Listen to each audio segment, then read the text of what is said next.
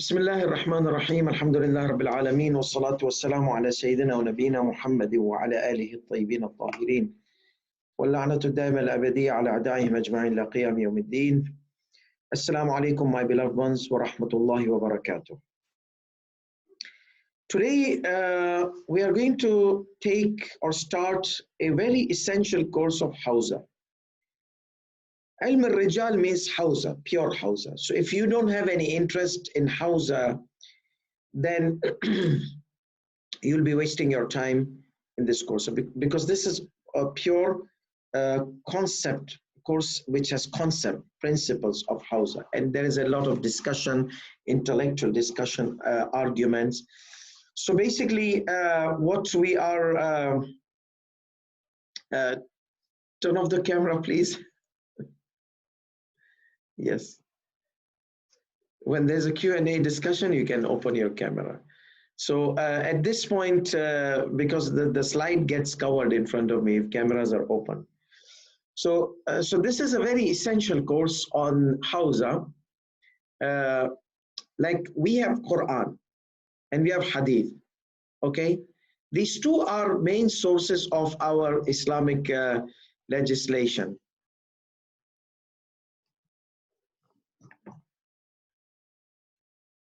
Okay, so these two main sources are like Quran and the Hadith from Ahlul Bayt alayhi salatu wassalam. So basically, Hadith of Ahlul Bayt alayhi salatu wassalam.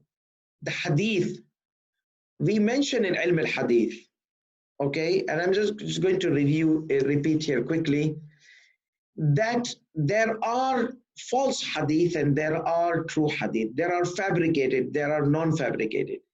So we have two issues here. Number one issue, the fatwa needs knowledge, because we have man afta bighayri ilm falyatabawwa maq'adahu min an-nar. Whoever gives fatwa without knowledge should choose his place in the hellfire. Is that clear? So now if I want to give fatwa, if I'm, let's say, mujtahid hypothetically, and I want to give a fatwa, so what will happen here? I need to check hadith, ayat and the hadith. Now this hadith which I have in front of me, it may be authentic, it may be not authentic. Like it may be a probable hadith, or it may be giving me certainty. So if this hadith is giving me certainty, okay, then I have knowledge. Then I can take content of the hadith and make a fatwa out of it. However, if this hadith is not giving me certainty, not giving me knowledge, I can't depend on this hadith for fatwa. I cannot depend on this hadith for fatwa, okay? Because it's a weak hadith. The narrators are missing, or the narrators are there, but they're unknown.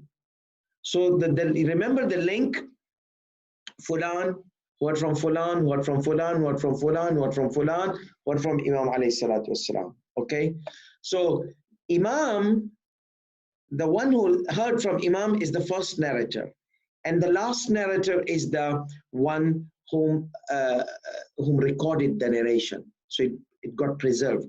So until it was preserved in a recorded form, it was in a narrated form. So when it was narrated form, I need to check all these fulans in the link. So if one of the fulans in the link is not authentic, not known, unknown, then this hadith does not give me knowledge. This hadith gives me probability. And this doubt that maybe Rasulullah might have said it, sallallahu alayhi wa sallam, maybe Imam alayhi salatu wasallam might have said it, maybe he might not have said it. So therefore, this is just a probability given to me. I cannot rely on that.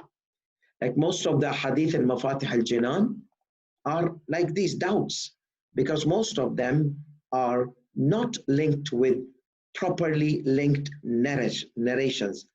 However, Sayyidi Sistani Damodullah says we can practice the amal with the intention of hope of its requirement. So we look into the content of the du'as in Mafatih al-Jinan. So if it's a powerful and strong content, we do it. If it's not a powerful, if it looks like there's a contradicting issues or controversial issues, we leave it. So now we come back to the link. So now if the link is there, I need to check whoever is in the link. Is he known? Like who is he and how is he? The name, like identity card, the name, and how is he? Is he authentic or non-authentic? Is he reliable or not reliable? Is he trustworthy or not trustworthy? These two things we look into the narrators, only these two things. And Ilm al-Rijal is all about these two things. Find out about each single narrator. Who is he and how is he? Who is he? His identity. How is he? His character. So therefore, now this is which gives us knowledge. But there are narrations. They are cut, like we checked in Ilm al-Hadith. Those who have not taken Ilm al-Hadith can take Ilm al-Hadith. There are links. They are unlinked hadith and missing links. Or there are people, but they're unknown. So these are considered weak. Weak means maybe in Allah it might be okay, maybe in Allah it might be okay. So this is issue number one, weak hadith. Issue number two, fabricated hadith. Fabricated hadith, that's issue number two.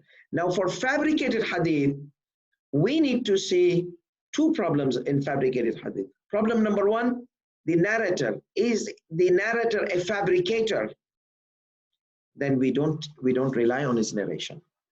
Number two, if the narration was narrated by authentic narrator, but the content is contradicting with the Quran, with the logical arguments, with the intellectual concepts, with the aqidah, then we don't rely on that hadith. So fabricated hadith could be through the fabricated content or through the fabricated narrator. Fabricated content means, let's say, some of the hadith which are mentioned in the school of companion. Al-Umana'u Thalatha. Muawiyah said, Al-Umana'u Thalatha. Ana wa Jibreel wa Muawiyah. The Prophet said, me and Jibreel and Muawiyah. These are the trustworthy persons in the whole world. Now, come on, I mean, you can smell the fabrication. You don't need to even look into it. How can only Muawiyah? And Muawiyah was the one, his history is known to be the one who fought Imam Ali ibn Abi Talib, and Sahih Muslim says that, Ya Ali harbuka harbi, those who fight me, those who fight you have fought me. How can this be a trustworthy to Rasulullah, where he fought the Khalifa of the Muslims, okay, and rebelled? So anyhow, so this is an example of, so here we have a Muawiyah, a fabricator, plus the content which is fabricated. Okay, and sometimes it could be if a fabricator who narrates a hadith. So even if the content is authentic, we leave the hadith until we find out there's another hadith which has similar content, and that hadith is narrated by an authentic narrator or trustworthy narrator. But this hadith, we will not rely on this person who has this, who is a fabricator. So that is why, since now our Ikhbari bros, okay, they said, no, this science is, we're going to discuss about this argument later on, but I'm just going to giving you a heads up. No, this science is a bid'ah, this science was not there in the time of Rasulullah, this science was not there. So they want to take everything in Al-Kafi, Al-Istabsar, Al-Tahdhib, Man Ahdhu Faqih, whatever it is in this book, 4 books, it's khalas, it's authentic. So this is their methodology, to rely on the 4 books. The same way Sunni brothers, they rely on Bukhari and Muslim, and so we don't claim that these are Sahih. They say no, these are Sahih books. Everything in it is reliable, because these scholars were great scholars. Yes, but as we studied in Ilm al-Hadith, they did not take the responsibility of every single hadith being authentic hadith from these 4 books. Okay, so now we have this the issue of the Ikhbari brothers. They say this is bid'ah. Rasulullah did not say. So we will tell them Rasulullah did not say that make ilm al-rijal science, okay? But Rasulullah gave us a statement that there are people, they will lie upon me. They will fabricate a hadith. So do not take that hadith, okay? Amir al-Mu'mineen alayhi salatu wasalam classified the narrators of hadith into four classifications, four groups. One group only rely on their hadith. So the question is, how will I be able to find out which group to rely on, which not, which narrator to rely on, which narrator not to rely? So I need to look into the history of them. And that is ilm al-rijal, which looks into the history, the biography of each narrator, and concludes this narrator is trustworthy. So we are following the direction of Amir al-Mu'mineen alayhi salam. We are following the direction of, so we are the ikhbaris. Like, we are the one who are following. You guys are not following, because Rasulullah did not say, take every hadith after me. He said, take the ones, like, be aware there are people that are going to lie upon me. What does that mean? That means there are people there. We should not be depending on the liars, on the fabricators, on the, so, and then the hadith, the previous one I said, whoever gives knowledge without fatwa, whoever gives fatwa without knowledge should choose his place in hellfire. So I need to have knowledge. I need to make sure Rasulullah said it or not. And for that, I need to make sure that the narrator is narrated by trustworthy narrators. So this is a small introduction about this course. So this course is about, when you open the book, Encyclopedia of Narrators of Sayyid al-Khuy Quddasa Sirruh, and you want to check whether this hadith is narrated by authentic narrators or not, trustworthy narrators or not, then you can find out by understanding the tools. So this course will give you the tools to be able to look into the book Mu'jam Rijal al-Hadith, which is about 22 volumes, and it's available online in PDF form. I don't know whether they have done in English or not, but inshallah you will be able to help in making that in English. And I wish that there's a kind of app where you can easily find out that this narrator is trustworthy, this narrator is weak, this narrator. So when you open a book of Al-Kafi and you see the whole link, it will become easy for you. And in future, I wish that there's an app which puts all the hadith, and they puts there also verification in the link of the hadith, like with color coded. Like where, for example, if the narrator is trustworthy, imami and what did we say in ilm al-hadith? Imami and just, we give him a green color. If he's imami, but we don't know he's just or not, we give him a blue color. If he's non-imami, we give him like a brown color. And if he's not known to be imami or not known, we give him a red color. Be aware. So I wish, inshallah, in future, our genius generation like you guys might figure out something and make an app and collect these narrators. I know we have a lot of energy in our communities, and someone will figure out how to make an app. So it will become easy to just check the hadith, which is authentic or not, because too many weak hadith have entangled our sharia. So there are so many things that are weak hadith. We hear from the mimbar, do this, you have to do this because Rasulullah said this.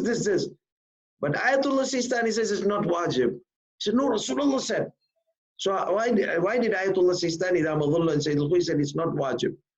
So because that many of these people are from the mimbar, many times, not all times, some of them are, they give in an emphasized mode something which is not proven to be authentic. We take it as mustahab, as raja'al matlubiyah, but it's emphasized, it's magnified very strongly, and that pushes our generations because there are too many things to do.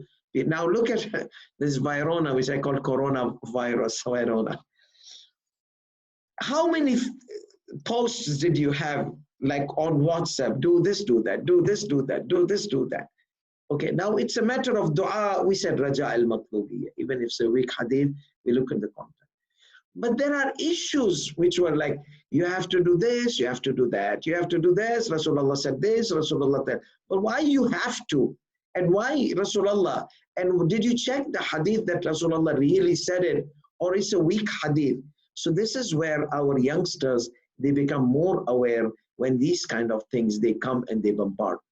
And then there are this majalis reciters and maulanas, many times they forget the hadith, many times they rely on things which were like dreams. Some dhakirin, they saw some dreams, some kind of majalis, and those majalis became narrators.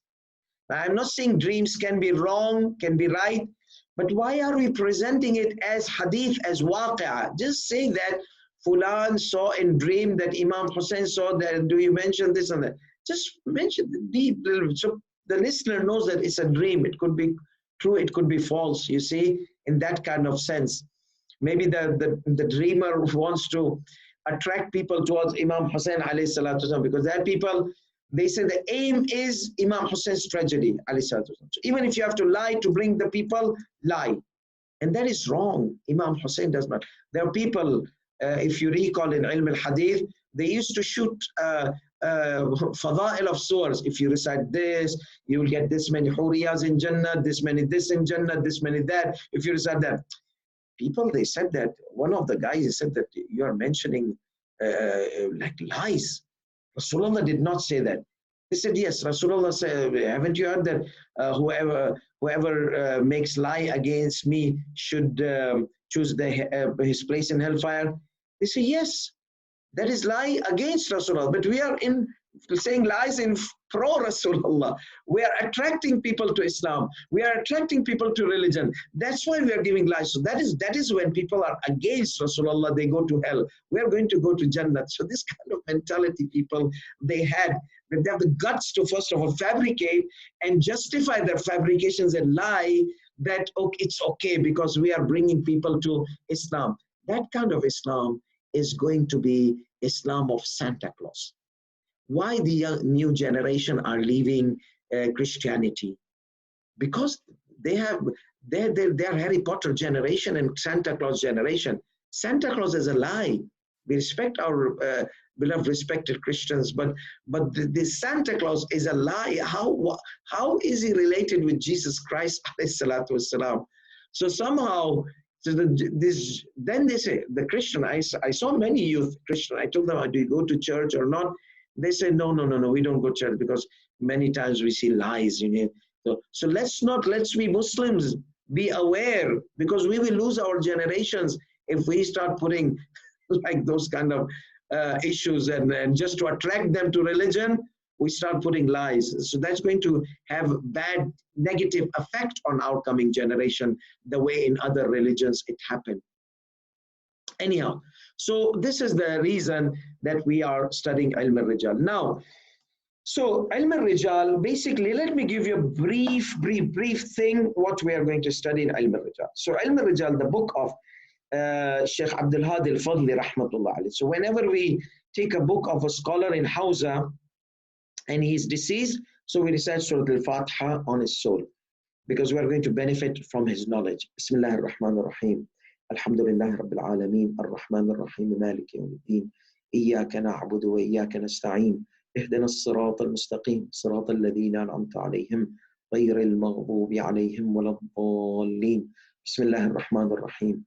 Qul huwa Allahu ahad, Allahu as-samad, lam yalid wa lam yulad wa lam yakul lahu kufuwan ahad. May Allah rest his soul in peace. So Dr. Abdul Hadi al-Fadli, he is a student of Sayyid Abul Qasim al-Khoi, and he took a lot of theories from the Mu'jam Rijal al-Hadith of Sayyid al-Khoi, as he mentioned. So his main primary source of his book is book of Sayyid al-Khoi and the theories of Sayyid al-Khoi, Quddis Sirruh.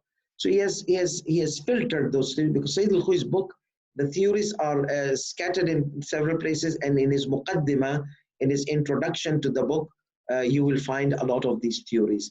So basically, the Muqaddimah of Sayyid al-Khoi's book is Introduction to Al-Rijal. So Dr. Abdul Hadi al-Fadli's book is about, let me see, I sent the Arabic book to our Arab students. So basically, Dr. Abdul Hadi al-Fadli's book is in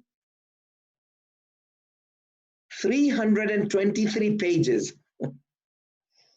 Okay, so now, so are we going to do these 333 pages in these 10 days or 10 lessons? We have 10 sessions this day. So 333, we are going to die. So the Rijal will kill us before the coronavirus. No, don't worry about that. Let me tell you, this book basically has a lot of details. So I have squeezed, summarized, taken the concepts out and presented in these 10 sweet lectures. Okay, 10 sweet lessons. That's all. Most of the book, more than half of the book, is all names of scholars and names of books and names of Rijal and names of the narrators, and this is so it's mainly more than half of the books are index. So you don't have to worry about that index, because I can't tell you today we are going to take Ali ibn Mahzayar, Muhammad bin Yaqub al-Kulayni, and Zurar and this. I'm not going to mention this. You just go back to the book and there's a book of Sheikh Ja'far Subhani which has been translated in English. So basically, you can tell you what you get. If you're a serious Hausa student, try to compare Dr. Abdul Hadi Fadli's concept and what they say, Dr. Abdul Hadi Fadli and Sheikh Ja'far Subhani. Sheikh Ja'far Subhani's book has been translated by ICAS, Science of Narrators, and Sheikh Baqi al-Ayrawani has a book as well on the Tamhidi level, on the introductory level of the Hausa. So on the introductory level of the Hausa, we have 3 books I suggest if you want to do comparative. Remember, whenever you compare the books, you never forget the information, or rarely you will forget the information. The best method to study and learn is comparative method. So why Dr. Abdul Hadi al-Fadli says like that? Why Sheikh Ja'far Subhani says like that? Why Sheikh Baqi al-Ayrawani saying like that? So Sheikh Baqi al-Ayrawani basically is the student of Sayyid al-Khawi and Sayyid al-Sistani Damudullah. So Sheikh Baqi al-Ayrawani, Sheikh Abdul Hadi al-Fadli al-Marhum Rahmatullah alayh, and Sheikh Ja'far Subhani. So these are 3 sheikhs of Hausa. They are putting the courses of Hausa in a nice academic, beautiful way to serve the muqaddimat, the introductory level, the 4 years of Hausa. So this is one of those introductory levels which say Sheikh Ja'far, say Dr. Abdul Hadi al-Fadli, Sheikh Abdul Hadi al-Fadli al-Marhum, he has kept here. Now, so just a sum, Ilm al-Rijal is divided into two sections. The encyclopedia plus the principles. Encyclopedia means we are going to know about the books which has been written towards the history, all the way from the history. What do we find in encyclopedia? We find the biography of the narrators. This one, Zurara, is trusted. This one is not trusted. This one is this one is that. So in this we find biography of each narrator about him.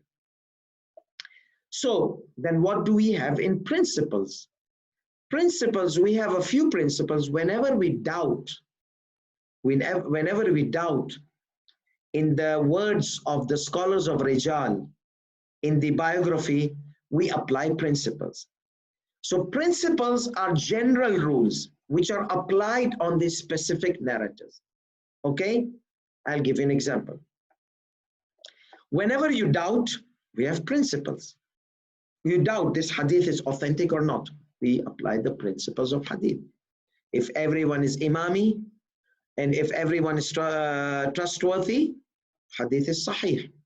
Okay, we doubt it, so we applied the principles. So principles are applied on cases whenever there is doubt.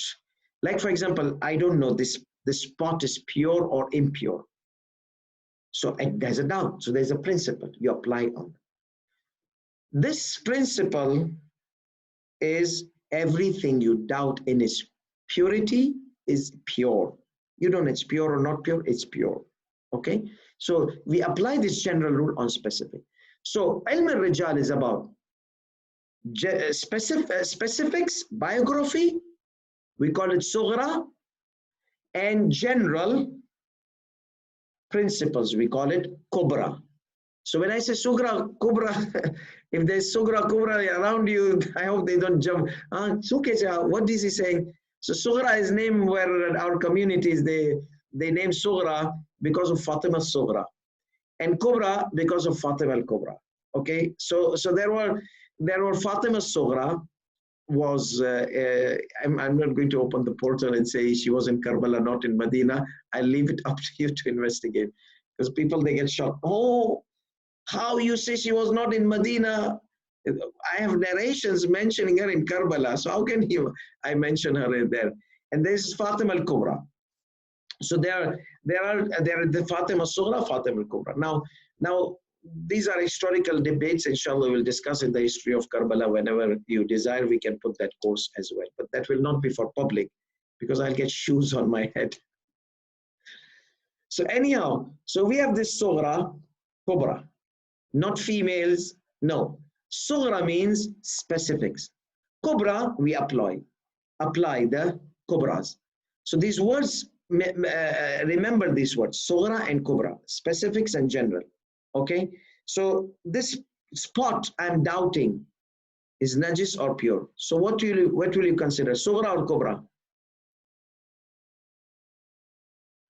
Can someone answer? Sughra. Sughra. And then the rule, every object you doubt in its impurity is pure. That is Kubra. Perfect. So now we know that Sughra is specifics. Kubra is general rules. Okay? Sughra, specifics. Kubra, general rules. So we have a lot of general rules, like in chemistry. Every metal expands with heat. What is this, Sughra or Kubra? Kubra. Kubra. Every, because it's every. Whenever there's every, it shows general. And iron is a metal. What is this?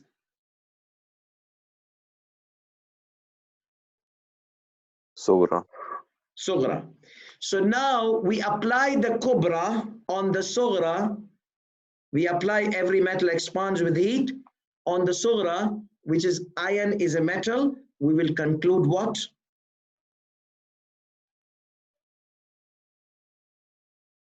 Hello? So we have every metal expands with heat. Iron is a metal. What is the conclusion? Iron will also expand when exposed to heat. Yes. Excellent. Thank you so much. So this is what Ilm al-Rijal is about. Sughra, Kubra. Specifics, general rules. So whenever we doubt in the specifics, we don't find proper data about a person, we'll try to see, is there any general rule which could give me a decisive direction about this narrator or not? This is all Ilm al-Rijal. So if you love to study this, you're most welcome. If you feel that this is not your cup of cake or cup of tea or cup of coffee or piece of cake whatsoever, then there's no compulsion in religion. So if you stay, thank you so much. If you leave, also thank you so much. So now we come to the slide number 1. Let's see. Encyclopedia of the narrators. Principles plus Encyclopedia Sughra, principles to verify the identity, the status of the narrator. Okay, so there are Sughra, there are Kubra. Lectures from Usul Ilm al-Rijal, Dr. Abdul Hadi al-Fadli, rahmatullahi alayhi. Hadeeth versus Rijal. We took the course of Hadeeth. Now we are taking course of Rijal. Okay, and you don't have to take Hadeeth before Rijal. It's not a prerequisite in our system. You can also, after you are done with Rijal, you can take Ilm al-Hadith. And I think it should be that way, because in Ilm al-Rijal, we find out the narrators. In Ilm al-Hadith, we give them titles. So initially it should be opposite, but the Hausa teaches first Ilm al-Hadith and then Ilm al-Rijal. So we have to stick to that direction. But if you study Ilm al-Rijal first, you're not going to do bid'ah or something against the Hausa. So let's see. So basically, Hadith, what is the difference between Hadith and Rijal? As it was studied in the principles of Hadith, that the hadith has two components. In order to authenticate the hadith, a careful research is done, verifying both components. So we need to check the sanad and we need to check the matan. The matan content, ilm usul al-fiqh. Inshallah, if you want, we can present ilm usul al-fiqh after we are done with Rijal. Because this year, I want you to learn the core Hausa topics, ilm al-hadith, ilm al-rijal, ilm al-usul, and then the grammar of Arabic language. So these are introduction to the tafsir of the Quran. Sorry, not corona, dry throat only. Okay. So are the slides moving? Yes. Okay, we are on the slide of Hadith versus Rijal. So if some of you feel that the slide is not moving, you can, okay, perfect. So it's clear. So a careful research is done. A careful research is done in both sanad and matan. Both are very important. In the hadith science, the type of sanad was studied from being strong to a weak based on the narrator. So in Ilm al-Hadith, we study the titles, okay? In Ilm al-Rijal, we study the narrators themselves. That makes it more important. In this science, we will study the narrator and the principles or tools to identify the narrator, his status from being trusted or not trusted. So it's a very important science. Next slide. The definition.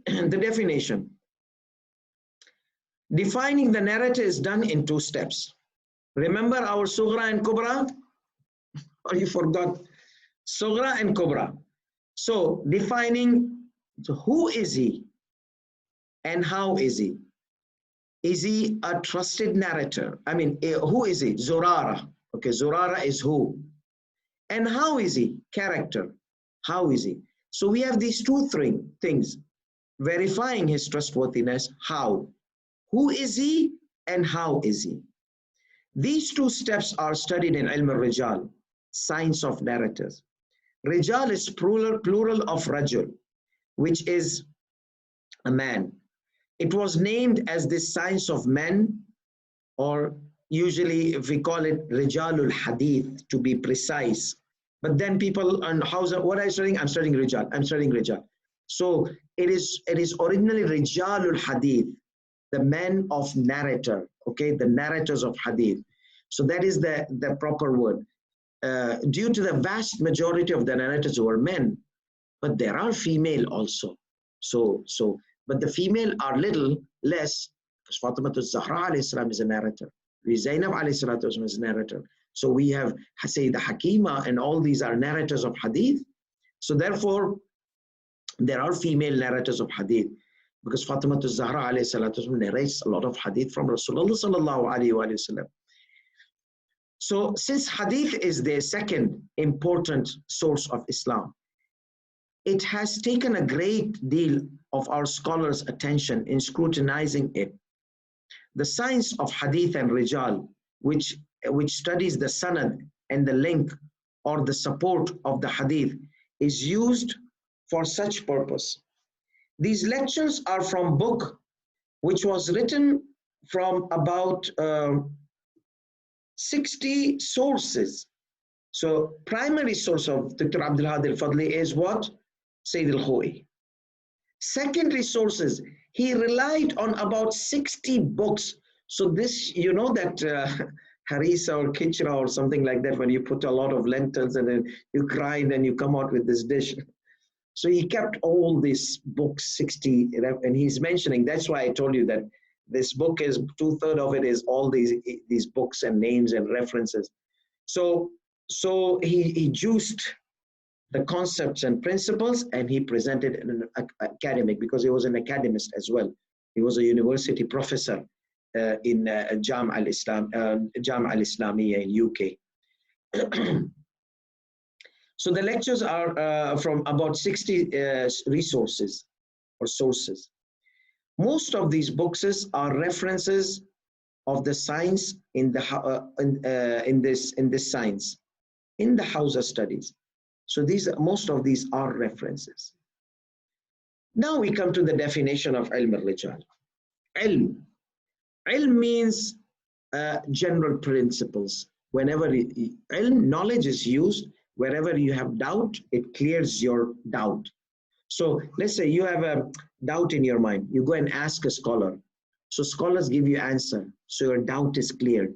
Okay, so you get knowledge. You get knowledge, your doubt is clear.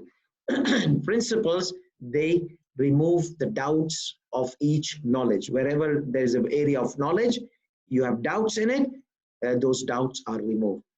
The science which deals with the general principles of a research or a subject. So the science means, physics means there are science, laws of thermodynamics, laws of this and laws of buoyancy, kathafa, laws, a lot of laws are there in physics. I remember when I was studying in high school, we had to memorize all those. Laws of mathematics, laws of chemistry, laws of this and laws of that. Every metal expands with heat, you see. So knowledge contains principles, general principles. Rijal could be male or female. We mean by Rijal, male or female narrators. Rijalul Hadeeth. Hadeeth, the words, the actions or acknowledgements of the infallible alayhi salatu wasalam. So it could be sayings. Rasulullah sallallahu alayhi wa said, "O Ali, you are to me like Harun was to Musa alayhi salam." That's a hadith. Rasulullah sallallahu alayhi wa sallam saw people, they rely on the words of trustworthy. He did not say, no, don't do that. He did not say it's wrong. So that is taqreer of the Prophet sallallahu alayhi wa sallam. Rasulullah sallallahu alayhi wa sallam did the masah like this, okay, on the head. So that is the action of Rasulullah or the Ma'sum. To school of Ahlul Bayt, it is words, acknowledgements, actions of the infallible alayhi salatu wasalam. Prophet sallallahu alayhi wasallam, one of the, now all the prophets are infallible, but we are talking here for us as Muslims, our source is these 14 infallibles, which includes 12 Imams, alayhi salam, Rasulullah sallallahu alayhi wa sallam, and Fatimatu Zahra alayhi salatu wasalam. Therefore, this science can be defined as a science which provides us with tools and principles which are used to identify the narrator and to verify his trustworthiness. Identification. So who and how, we are repeating the same thing. Like 2-3 lessons, you will see a lot of repetition. Because as he said, Dr. Abdul Hadi al-Fadl rahmatullah, he repeats, I have to repeat. He repeated more, so I tried to repeat less, okay? I squeeze a lot. So this thick book, it's a lot of repetition there. which is good, because in Arabic there are 2 sayings. One is at-tikrar yu'allimu al-himar. Repetition teaches the donkey. But then on the human context, we say at-tikrar yu'allim al-shittan. That the repetition teaches the smart ones or strengthens them. Okay, so we removed the donkey. Okay, so they have there has been several attempts to define this science, but the above definition is a common one from all those attempts. Now here he brings a lot of different definitions of ilm al-rijal. There are people they define like that, there are people they define like that. If you're interested, go into the book. For me, I'm just giving you a final juice definition. Okay, so that let there be your research. But to us to know what is this, it's a science which deals with so the science can be defined as the science which provides us with tools and principles. That's it. For what? To identify the narrator. Who is he? And to verify how is he. So science which gives us tools for who and how. That's the definition. That's the final definition. So take the final definition, okay? So conclusion, again, repetition. But we will see here Sughra and Kubra pop up. There was a confusion in the opinion of some scholars on their definition between the principles of narrators and their biography. Both help in defining the narrators. So biography and principles. So there were previously, they used to have this mixed up. They used to mix up. They did not have this defined. So there was some confusion. But the late scholars, okay, they separated the principles from the biography. So some scholars now, they have written on principles. Some scholars, they have written only in biography of Rijal. Sayyid al-Khu'i has the principles in his introduction, and the rest is all biography, according his conclusion. So he's done the Sughra Kubra all for us. So he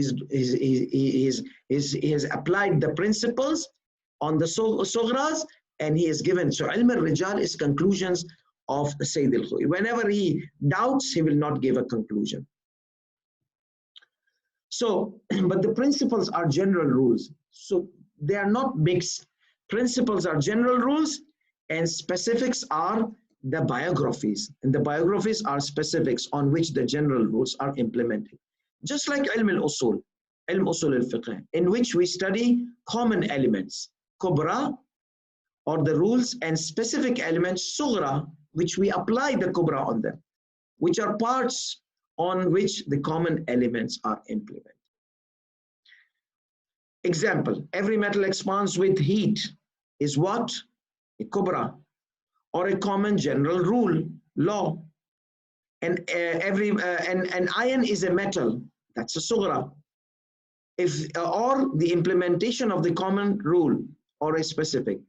So we conclude from Sughra and the Kubra that every iron expands with heat.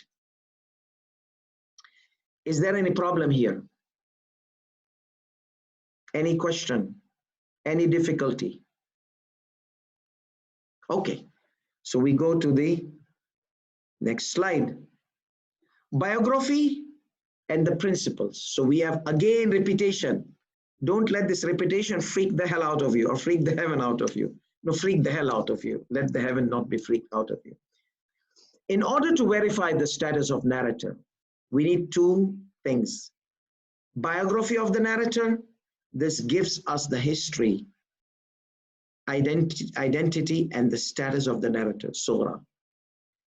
The general rules or the principles, usul. So that's why this course is called Usul Ilm al-Rijal. So we have Usul Ilm al-Fiqh, Usul Ilm al-Hadeeth, Usul Ilm al-Rijal, Usul Ilm al-Tafsir. Usul is principles. Principles of the Tafsir science, principles of the Rijal science, principles of the Hadith science, principles of Islamic jurisprudence. The book is divided into two parts. The first part will discuss about the books which contain the biography and the history of the narrators, and these are called Asma, Fahrast. So it's Asma Rijal or Fahrast. So these are all some of the examples of the title of the books which contain biography. Asma or Fahrast or Rijal. We are going to take all these later.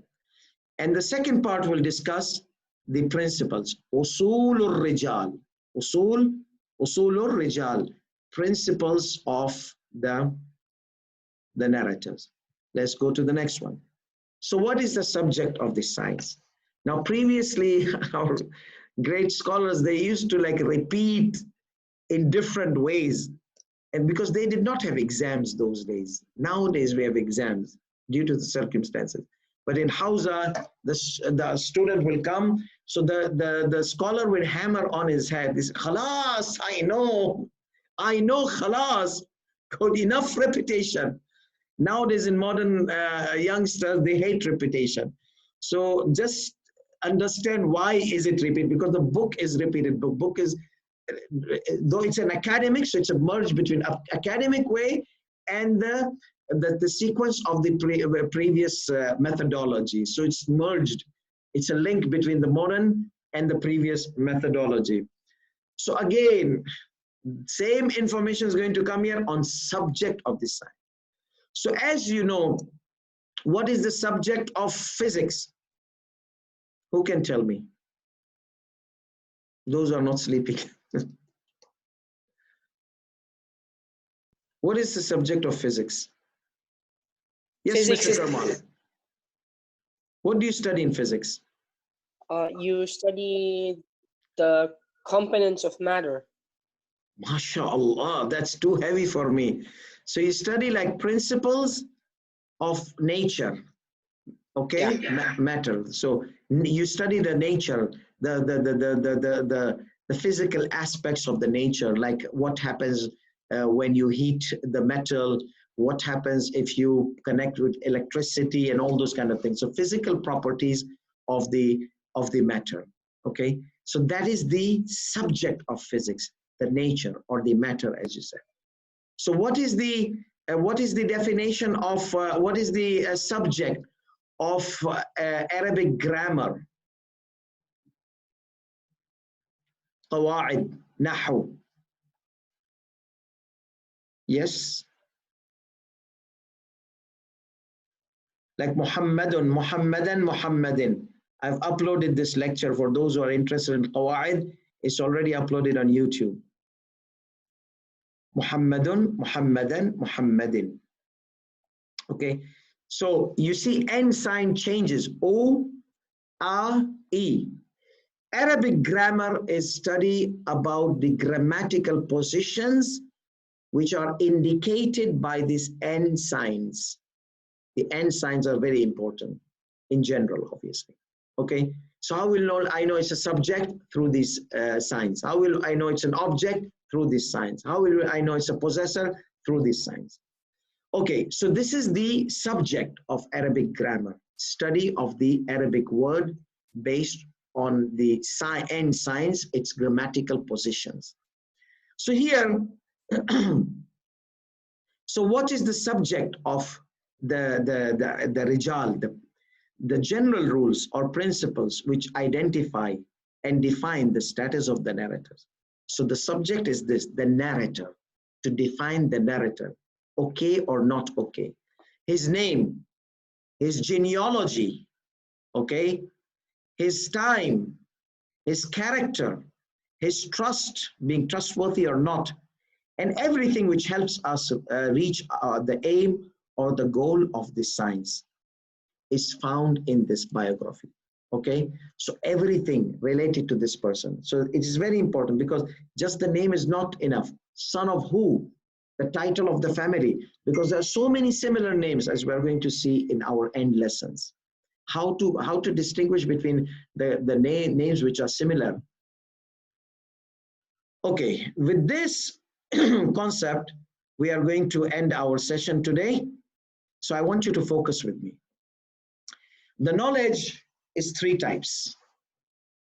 The knowledge in general is divided into three types. One is real knowledge, which is a personal knowledge, real personal knowledge. Another one is the testimony, which is the apparent knowledge. So somebody tells you, and this somebody may not be right, may be right, okay? Because we are human, we make mistakes. We are human, we make mistakes. So the knowledge is of three types, excuse me. Real knowledge, your knowledge, you see with your eyes, you hear with your, you taste with your, like those, through your senses. You are the first person, first experienced knowledge. The testimony knowledge, which is the apparent knowledge, is the secondary knowledge. What does that mean? That means that somebody told me that this place is najis. So in first, let me give you an example. The first example, I know that this is najis because I saw somebody spill blood on it. Okay, this is personal, real knowledge. The second one is testimony. Two people came, one person trustworthy came, this place is najis. I don't know. I don't know, maybe he's right, maybe, but if he's trustworthy, I'll rely on him. But still, I mean, it's not as real as mine. Remember the example of Imam Ali alayhi salam, when somebody came to him and says, what is the difference between the haqq and batil? He said, ask my son Hassan. He asked Imam Hassan, he said, these four fingers. What you hear might not necessarily be like what you see. So there is a kind of this haqq and batil kind of situation. So somebody gives him secondary information about najasat, could be not, but since he's trustworthy, I have to take it. I have to consider it like real knowledge. So this is because I'm living. Now, now I found a spot, okay? A spot, I don't know it's najis or not. So I have to do some intellectual process here. I have to do some ijtihad. Remember this ijtihad, okay? I have to do some ijtihad, intellectual process. So what will I do? I don't know this is urine or not. So I work in chemical laboratory. I bring my bag of the gadgets and I take a specimen, a sample of this fluid, and I just put under the electrolysis machine, which analyzes the liquids. Okay, this must, oh, presto, this is urine. Oh, this is blood. So this knowledge is called ijtihadi knowledge, because I had to go through intellectual process, doing a lot of, nobody told me, I saw something, I doubted, I needed to find out. So is this clear? So first person knowledge is real knowledge. Second person knowledge, secondary knowledge is the apparent knowledge. Apparently, as he's trustworthy, but he's not an infallible. So maybe he's right, maybe he's wrong, but I am going to rely on it because he's trustworthy. And then so many people tell me something, oh my goodness, who's right, who's wrong? Okay, everybody sit here. I'll take the testimony. I'll do some kind of calculation. I'll find out who's most trustworthy among this person, that person, that person. I'll do a process. And then I will come to conclusion. This is what we are going to end our session with. Now, the knowledge of the narrator, like the alim in ilm al-rijal, he is giving us knowledge. What type of knowledge is this? It could be one of these three types. It could be a narrator, lived in the time of narrator, okay? He says, I saw Fulan. Fulan was trustworthy. So that is real knowledge. I saw, I heard from him. I by myself live with him. So that is real knowledge about the narrator. So it's a good, strong testimony. Another testimony is no. He says, I heard someone who said Zurara is trustworthy. I heard someone who told me, someone trustworthy who told me Zurara is okay. So this is a knowledge from the second time. Now for Sayyid al-Khoi, he finds piles of testimonies and piles of things. Now he has to do a lot of intellectual work and apply the principles of REJAAL, you see, Kubras, okay? So then he will come to conclusion that is called ijtihadi. That's it. So let's read these three types of knowledge. There are three types of knowledge about the hadith narrator. The real knowledge, ma'rifa waqi'iyya. Remember this, إِذَا وَقَعَتِ الْوَاقِعَ kind of thing. Waqi', but that's event. This is waqi', and if something happened, I can testify, I'm sure about this because I saw with my eyes. This kind of knowledge is achieved by a person who personally saw and heard the narrator himself, without any second person. It is a direct exposure. This happens if a person lives in the time of the narrator. Next slide. The apparent, ma'rifa zahiriyya. This is a testimony about a narrator through someone who has real knowledge about the narrator, who later tells about his real knowledge to others. So that other has now a knowledge which is a narrated knowledge. Zahiriyya, someone told him. The listeners of this testimony create an apparent knowledge because they did not know the narrator directly. They only knew about him through someone else indirectly, who had direct information about the narrator. This happens if a person lives in the time of the one who lived in the time of the narrator. So you live in the time of the narrator, you know about the narrator. Or you don't live in the time of the narrator, you live in the time of the narrator who is narrating about the narrator. That's the secondary. So you did not have a direct knowledge about the narrator. Somebody narrated you that narrator is good. So you have a narrated knowledge, not a direct knowledge. And that is Zahiriyya. The deductive or the derived or the deduced knowledge, Ma'rifa Ijtihadiyya.